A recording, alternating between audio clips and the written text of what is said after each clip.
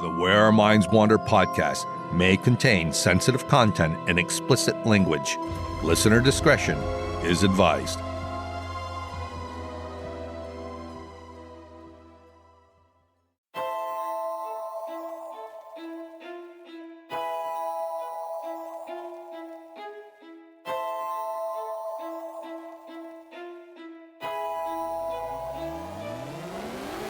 Greetings, fellow wanderers, to the places our minds wander. The house at the end of the dirt road, where disembodied voices whisper and strange sounds make the living shiver. Where shadows lurk at the edge of the woods, just outside your back door. And mysterious lights speed beyond reason across the clear night sky. Odd events throughout time that lead you down the rabbit hole. I'm Wes. And I'm Beth. And this is Where Our Minds Wander. Hello and welcome to Where Our Minds Wander, all you fellow wanderers. Thank you for joining us. Hello, everybody. Well, we hope you all had a wonderful and safe Thanksgiving. And if you're like us in New York State, hopefully none of you got stuck on the highway in that massive snowstorm that hit. It was pretty bad. Hopefully everyone was safe, yes. Yeah, it was incredible. I'm glad we didn't have to travel for the holidays.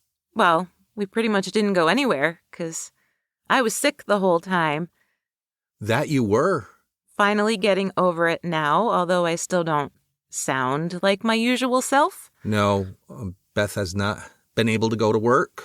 She's been home with me for the last 7 days. Yes, without a voice, which I'm sure you probably enjoyed a little bit. Perhaps a little bit, but I was panicking a little bit too because we needed to get out this episode. Yes. We're pushing it a little later than usual, but... That we are. But you know what? I'm really excited about our episode tonight because it's going to be an excellent show. Yes, it is. So, with that said, go get your favorite beverage, sit back, get comfy, put your feet up, perhaps dim the lights, and let's get into tonight's episode. Well, everybody, you probably know about now that we really love a good cryptid story, and we've covered quite a few. But every so often, we come across one or two that we've never heard of. And sometimes their names are more than enough to pique our interest. So tonight, we're going to talk about two that did just that. The Albatwitch and, ready for it, Sheepsquatch. Who would have known that there was a Sheepsquatch? I thought after Bat Squatch, what could top that? I know, and there aren't any cryptids out there with cooler names than that, I don't think. I mean, what could beat Sheepsquatch? I don't know. We're going to have to even dig deeper. I know. There's probably a pig squatch out there. What would be the funniest thing to go with a Sasquatch? A squirrel squatch. A chipmunk squatch. Well, to start off, we're heading to the woods along the Susquehanna River, and the Susquehanna begins in Cooperstown, New York, and flows 444 miles through Pennsylvania and Maryland. Beginning in the 1800s, Dutch settlers along the Susquehanna began telling stories about an odd creature lurking in the woods throughout both Lancaster and York counties of Pennsylvania. They called it the Albatwitch. The Susquehanna River meanders through some gorgeous country. Visitors to Chickies Rock County Park, which sits between Columbia and Marietta in Lancaster County, can attest to that. With its wooded areas and scenic views leading down to the curving and pristine river. Chickies Rock, a quartzite rock cliff itself, stands over 200 feet high and gets its name from the Native American word Chickasalunga, which means place of the crayfish. Today, visitors to the park can still see remnants of early iron furnaces, rolling mills, a canal, and a trolley line. The hikers who climb to the top of Chickies Rock are rewarded with the best view. Also a popular spot for rock climbers, it has drawn visitors for hundreds of years, both human and cryptid, apparently. During the 1800s, stories began to emerge about picnickers along the river near Chickee's Rock having some pretty odd experiences. As they enjoyed a leisurely picnic along the banks of the river, they would sometimes feel as if something was watching them from up in the trees. Pausing their lunch to glance around, they wouldn't see anything, so they'd shrug it off and go back to eating. Maybe after a while, they'd leave their picnic spot and walk down to the river's edge. After only a few minutes, they'd return to their basket and find that the apples they'd brought along were mysteriously missing. Of course, they'd search the ground. After all, an apple or two could easily roll away. There didn't seem to be any disturbance around the blanket or basket itself, so perhaps they'd argue over whether or not they'd even brought apples. And I can hear it now. I thought you packed some apples. I did. Well, obviously not, but I did. That's what you and I would sound like. That's exactly what we would sound like. As their voices rose, suddenly one of them would shout as something was pegged at them from the trees.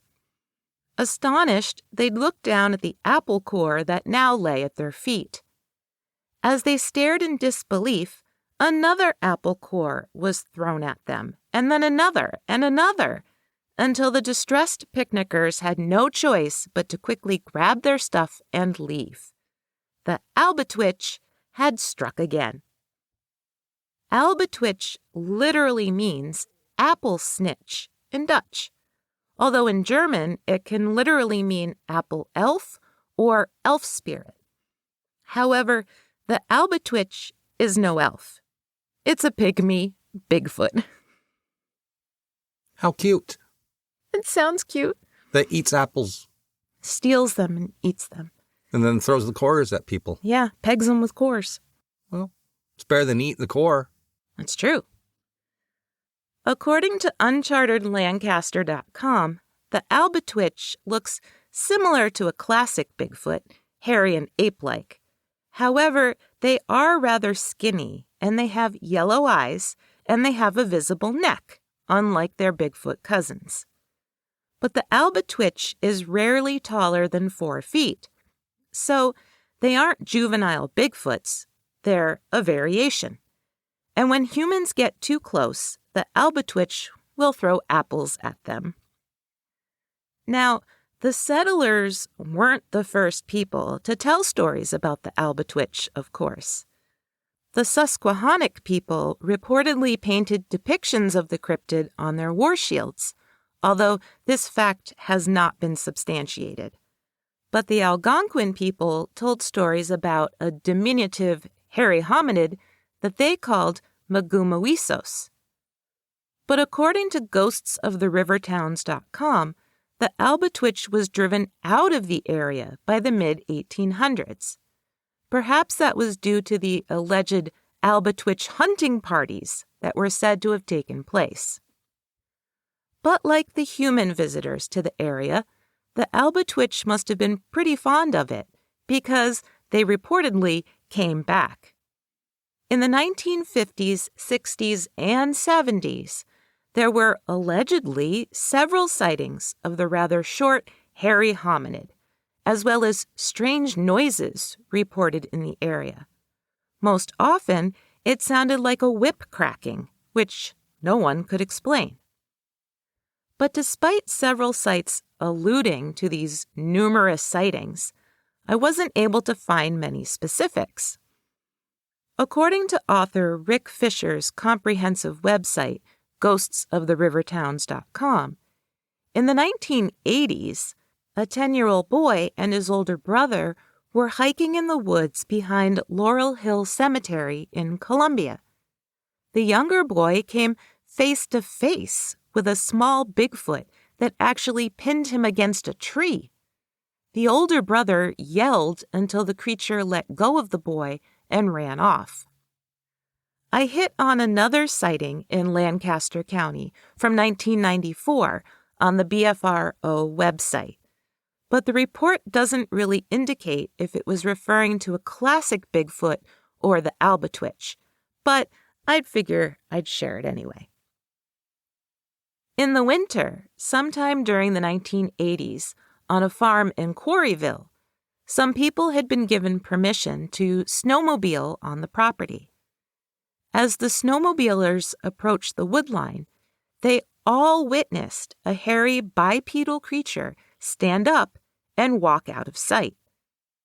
Then, during the spring, also sometime in the 80s, the witness was plowing a field when he crested a hill, and he also saw a creature sitting at the woodline.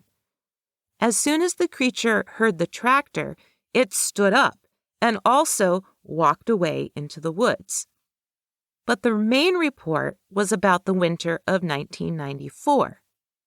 The witness was 17 years old at the time, and when he woke up around 5 a.m. on February 11th, it was to 8 to 10 inches of newly fallen snow and a yard full of curious neighbors.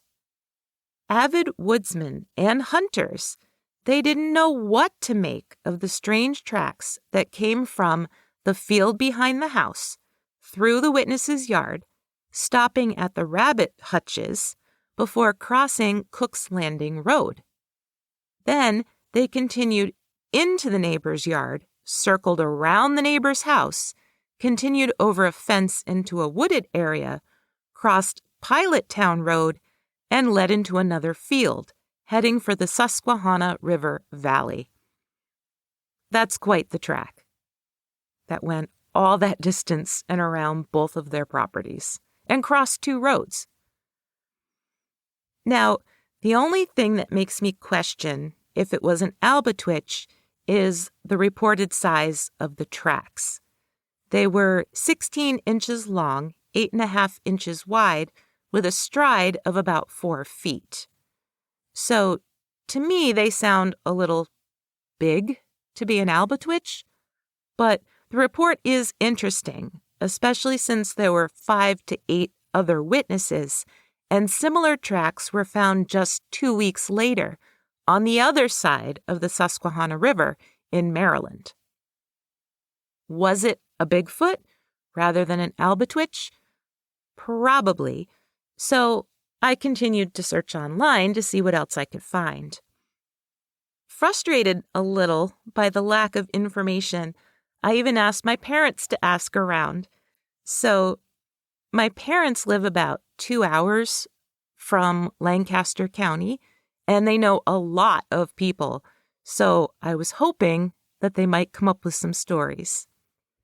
Since Pennsylvania is 3rd in the nation for Bigfoot sightings, with 1,340 over the last 30 years, at least according to the Travel Channel, I thought they might come up with something. They didn't.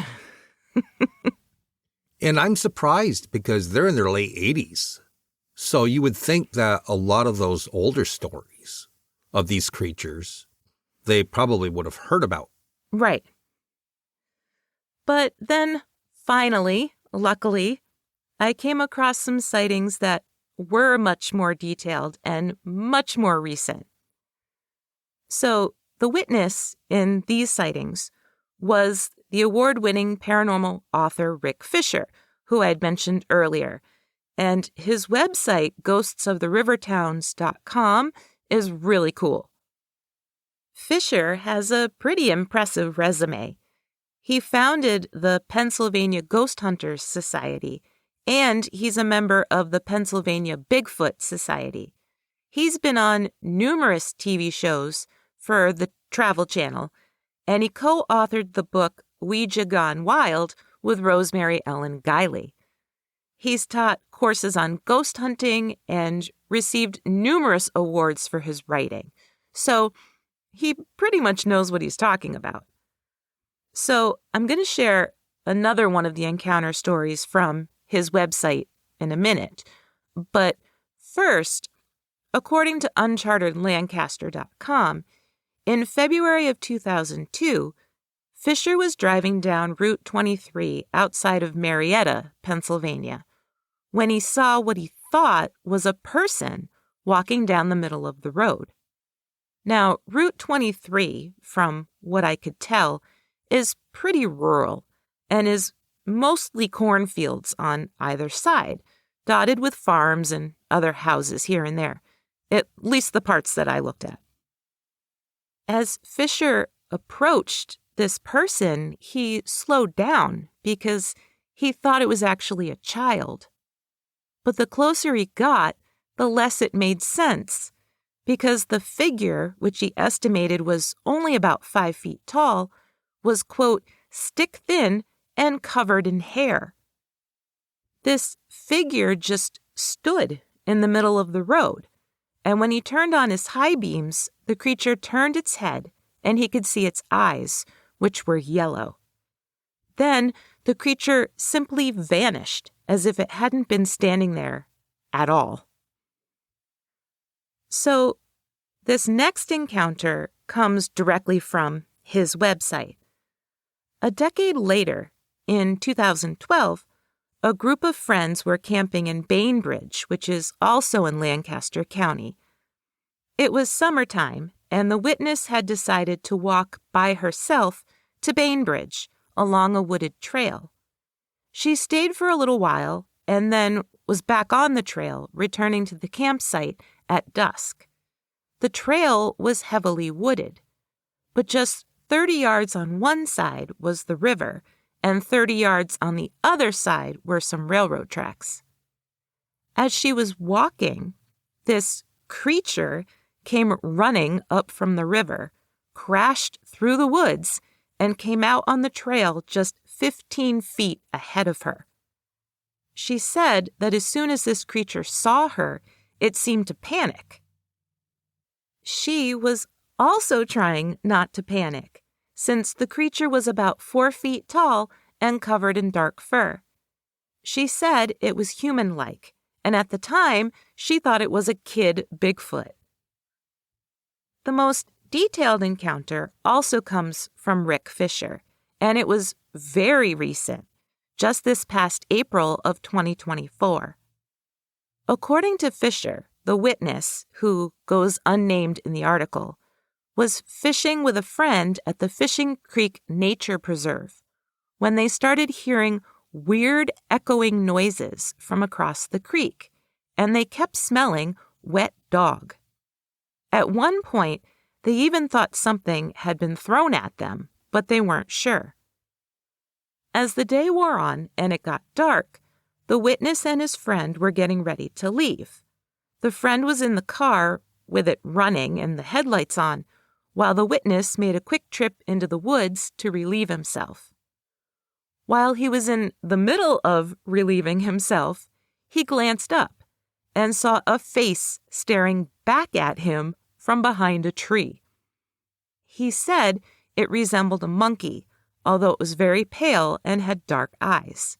It wasn't more than 3 feet tall. Well, he's kind of lucky, because he could have relieved himself on a baby Bigfoot. They're not baby Bigfoots, they're pygmy Bigfoots. But yes, you don't want to relieve yourself on a cryptid.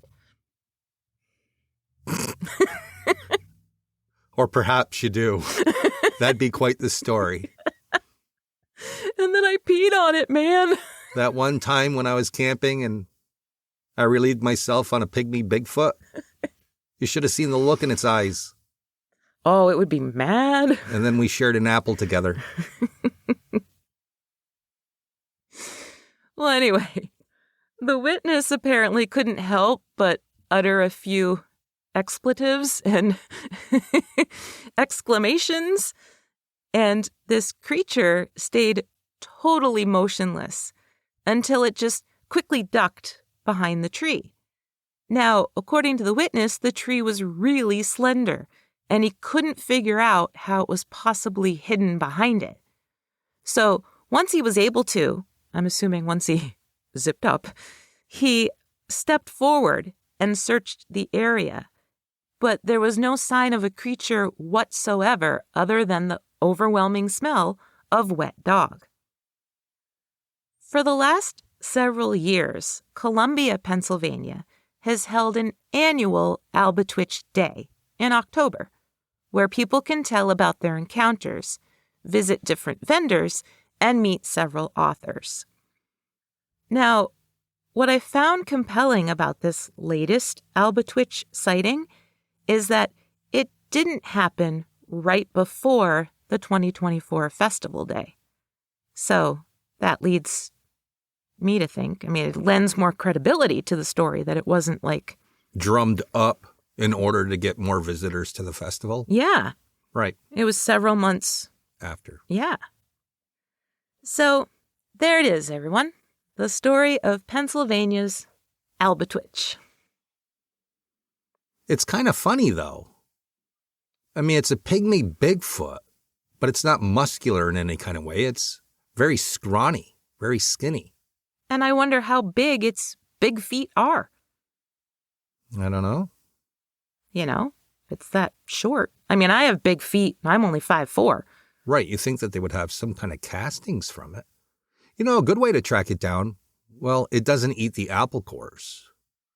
But if they were to eat the apple cores and then defecate in the woods, there would be apple trees just sporadically spread throughout the forest. This is true. Good way to track down a Albatwitch. You don't expect apple trees to just grow in the woods by themselves, just sporadically. So that's a good way to pinpoint them. Do you think it would be worth more money to have an apple that was grown from a pygmy Sasquatch droppings apple seed? I don't know. They might taste differently. I bet they do. We're such dorks.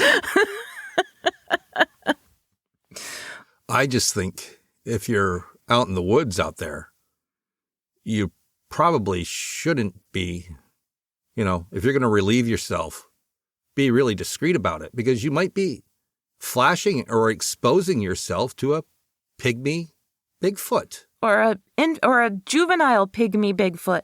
Right. They're probably only like 2 feet tall. It's indecent exposure. All right. Well, I'm sure everybody is waiting to hear about Sheepsquatch. He's probably lucky it wasn't mating season. Oh, jeez. Are you ready? We're not going to get to you till after the break, but are you ready to take a break?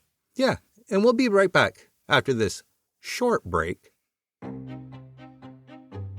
Hey, did you know? Despite what your math teachers and parents may have told you, Albert Einstein did not fail math class. Einstein was a child prodigy, taking college-level physics by age 11, and he also spoke fluent Greek and Latin. So where did the failed math class myth come from? Simply a misinterpretation of his report card.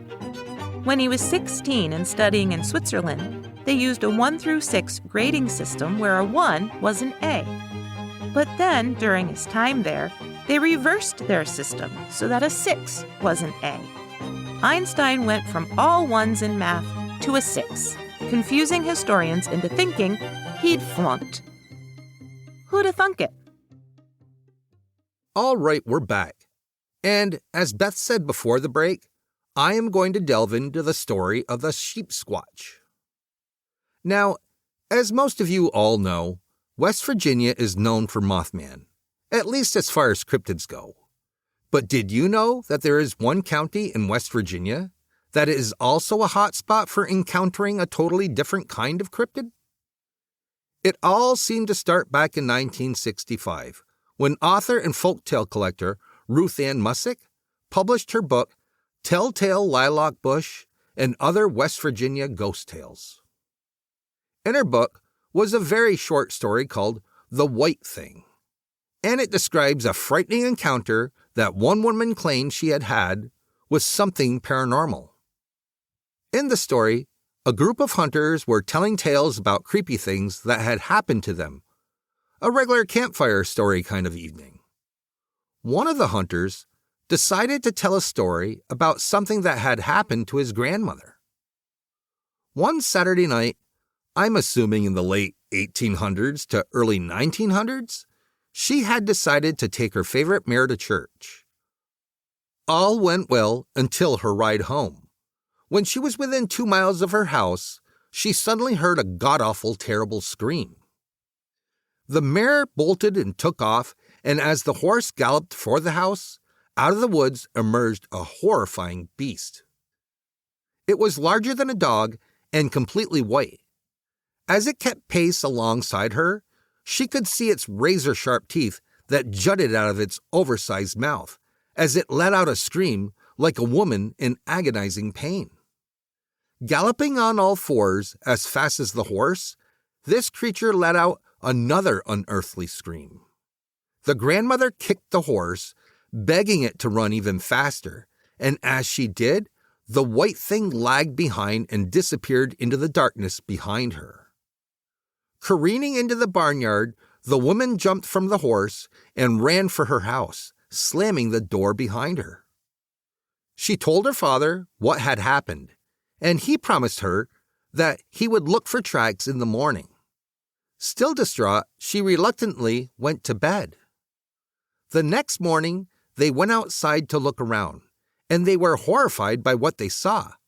Outside the barn, crumpled against the barn door, was what was left of her favorite horse. Nothing but a carcass stripped of its flesh. But according to the 2023 WBOY Channel 12 article, What is the West Virginia Sheepsquatch? By Sam Gorski, there was at least one earlier reported sighting of the white thing. In July of 1929, a Croatian immigrant and coal miner named Frank Kozel was walking home from an 11-hour shift at the Jordan 93 mine. It was a 6.5-mile walk home and would take him 2 hours, so he decided to take a shortcut through the woods on Morgan's Ridge. At some point after entering the woods, Kozel came face to face with a, quote, beast about the size of a large dog with white hair, a bushy tail, and sharp teeth, end quote. Before he had time to react, the white thing pounced on him. All he had to defend himself with was his metal lunchbox, which he repeatedly swung at the animal, but he kept missing. He was able to get away long enough to run a few paces before the animal would attack him again, both biting him and clawing him. Eventually, Kozel made it to the edge of a cemetery, and the white thing just backed off and loped away. Exhausted and sure he was bleeding from numerous wounds, Kozel took a second to examine himself and was astonished to discover that he didn't have a single mark on him. Initially, the white thing story seemed to come out of Kanawha County, and for 30 years after the publication of the book, a lot of people knew the story of the white thing and believed that it could still lurk in their woods. But for the most part, it was nothing but a legend to scare kids with. Then in the 1990s, people in both Mason and Boone counties, West Virginia, actually began encountering something that seemed awfully and horribly similar. It was the white thing all over again, only this time it had horns. According to the Channel 12 article, Sheepsquatch is generally described 2 different ways. First, as a large, all-white furred bipedal creature, similar to Bigfoot, but with horns like a ram or a goat. Or second, as a 4-legged, all-white creature with fur that looks more like wool. It's as big as a bear, but also has the horns of a ram or goat. The 4-legged version has razor-sharp teeth, a long dog-like snout, and its paws end in raccoon-like hands. It also has a tail, but it's hairless, like a possum. In either case, Sheepsquatch is known to be very aggressive. It will attack livestock, and it also emits a horrible, woman-in-pain-like screech. According to the website singularfortean.com, the first sighting of the 1990s happened in 1994. It was winter, and the roads were icy. As a group of women in a single car carefully made their way along the road near the TNT plant where Mothman had been sighted 30 years earlier, an all-white creature suddenly came out of the woods and walked right into the path of their oncoming car. They said it stood about 7 to 8 feet tall, was covered in white shaggy fur, and had a pointed snout and ram-like horns. Also in 1994, a former Navy seaman named Edward Rollins was actually looking for Mothman. There had been some recent sightings of the winged cryptid, and he had followed those reports to a creek just north of Bethel Church Road in Mason County. As he was standing by the creek, he heard what sounded like a huge animal crashing through the woods towards him. He expected a bear or a buck, but instead, a dirty white furred creature emerged. It walked on all fours, but had front paws that looked like hands. He watched it for a while before it just walked off into the brush.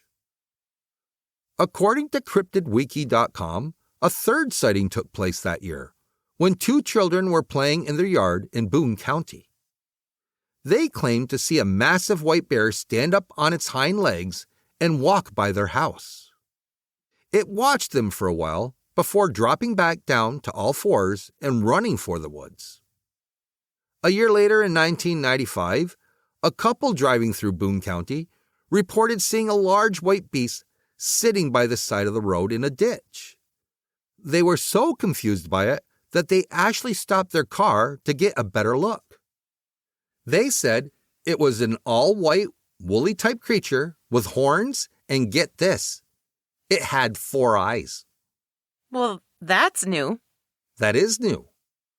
Perhaps it found a pair of spectacles on the ground and it liked the way it looked on them. Are you just called the sheepsquatch a 4 eyes? No, they did. They said it had 4 eyes. Yeah.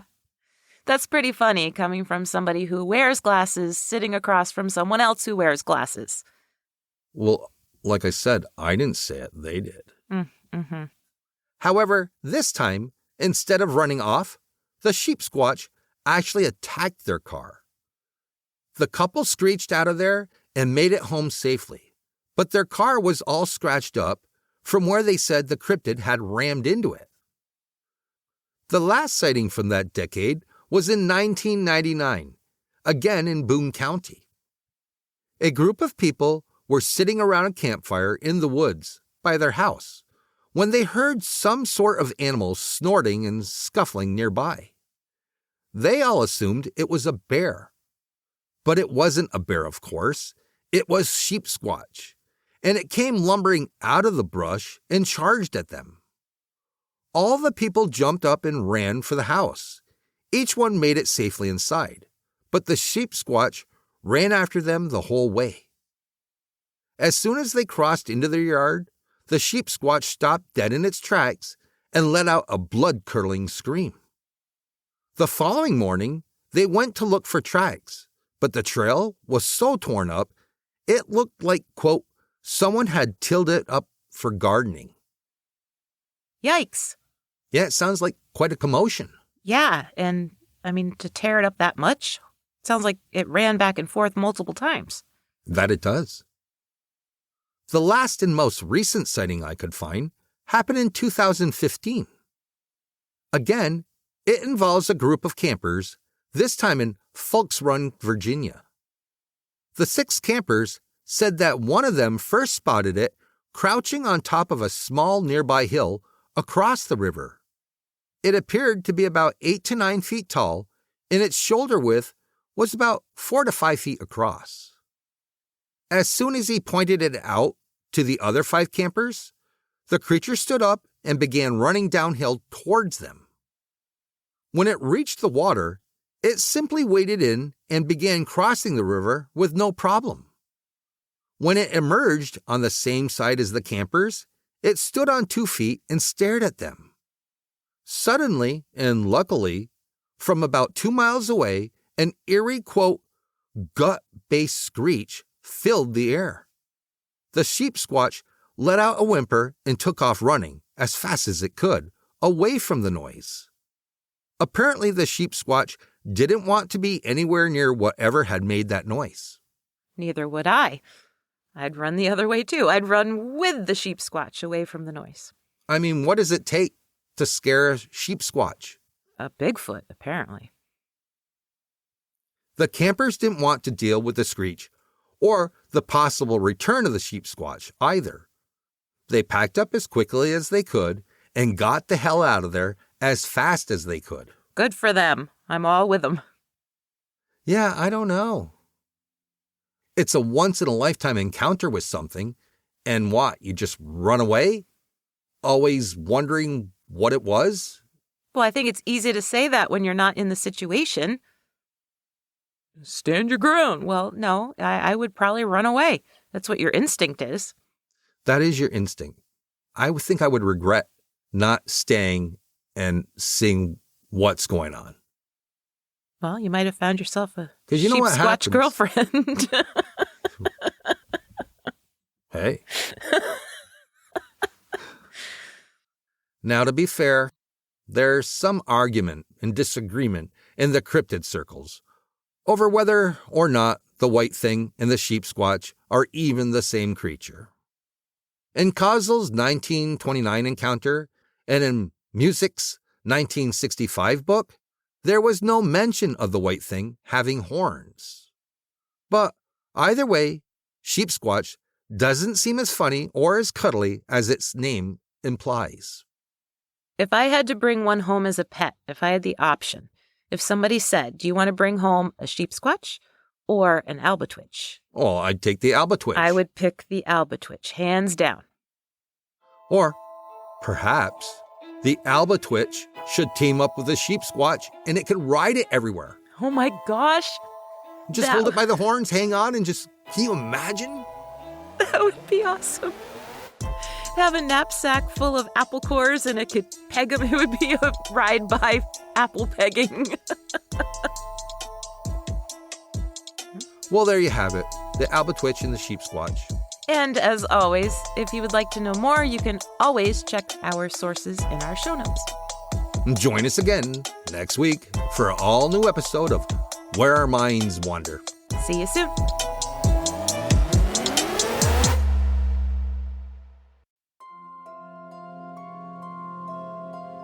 Thank you for joining us. We look forward to traveling with you again to the places where our minds wander. If you like what you heard, please take a moment and provide us with a 5-star rating and a comment on your favorite listening platform. It really helps us move up the list and become more visible on the podcast charts so new people can find us. And thank you all for your continued support. See you next week for an all-new episode.